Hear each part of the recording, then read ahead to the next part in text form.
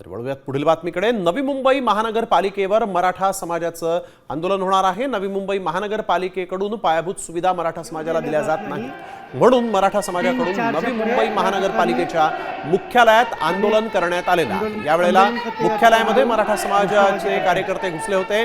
मराठा समाज मुंबई कृषी उत्पन्न बाजार समितीमध्ये वास्तव्याला राहणार आहे, मात्र नवी मुंबई महानगरपालिकेकडून पायाभूत सुविधा दिल्या गेलेल्या नाहीत असा आरोप मराठा आंदोलकांनी केला आहे।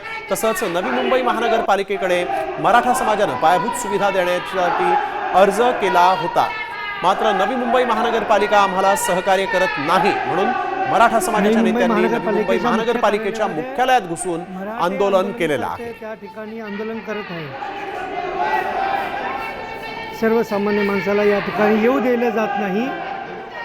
3-4च्या पुढे या ठिकाणी अनेक आंदोलनकर्ते या ठिकाणी येऊन घोषणाबाजी करतात। प्रतिनिधी आपल्या सोबत फोन लाईन वरून जोडलेले आहेत। विकास, काय नेमकं घडतंय?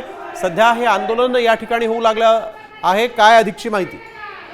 नवी मुंबई महानगरपालिकेच्या मुख्यालयामध्ये मराठा समाजाच्या नेत्यांनी आंदोलन करण्यात आलेले आहे। त्यांची मागणी होती की नवी मुंबई महानगरपालिकेने ज्या पद्धती पायाभूत सुविधा देण्यात याव्या त्या पद्धती मराठा समाजाच्या नेत्यांना किंवा मराठा समाजातील जे लोक राज्यभरामधून येत आहेत आंदोलन करण्यासाठी, त्यांची जी आहे मुंबई कृषी उत्पन्न बाजार समितीमध्ये राहण्याची व्यवस्था जी आहे ती करण्यात आलेली आहे। मात्र नवी मुंबई महानगरपालिका किंवा सिडकोने कुठल्याही प्रकारचं सहकार्य जे आहे त्या होताना दिसून येत नाही। त्यामुळे आम्ही वारंवार नवी मुंबई महानगरपालिकेकडे परवानगी मागतोय, पायाभूत सुविधा द्या, कारण ते मराठा समाज जो आहे राज्यभरामधून मुंबईच्या दिशेने जाणार आहे, पण नवी मुंबईमध्ये राहण्याची व्यवस्था करण्यात येणार आहे। मात्र पायाभूत सुविधांचं काम नवी मुंबई महानगरपालिका करत नाही, म्हणून मुख्यालयामध्ये मराठा समाजाचे नेते आणि मराठा समाजाचे काही नेते घुसले आणि त्यांनी आंदोलन करताना आपल्याला या व्हिडिओतून दिसून येत आहे। बिलकुल, धन्यवाद आपण दिलेल्या सविस्तर माहितीसाठी।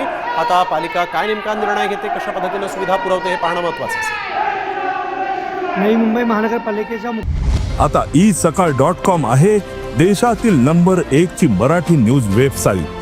प्रत्येक अपडेटसाठी isakal.com ला नक्की भेट द्या।